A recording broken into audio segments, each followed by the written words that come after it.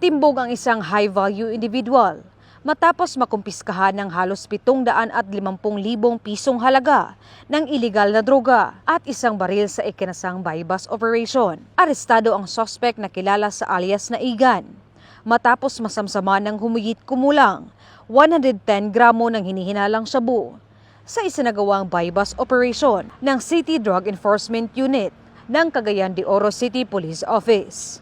Katuwang ang City Mobile Force Company at PIDEA Regional Office 10, bandang alas 7 ng gabi noong Pebrero 3, 2026 sa isang pension house sa Upper Carmen, Cagayan de Oro City.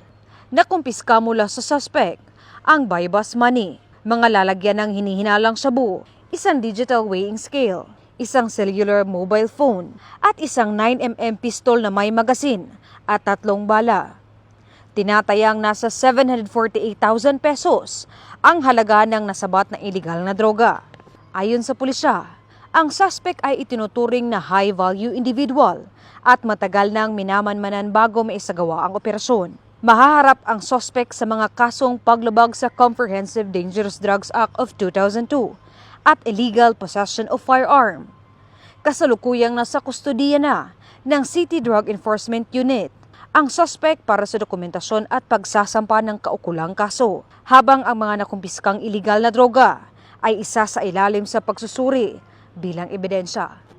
Mula dito sa inyong higalang pulis, Regional Office 10 Public Information Office, ako ang inyong PNN correspondent, Patrolwoman Jane Rose Bohol, alagad ng batas, tagataguyod ng balitang pulis.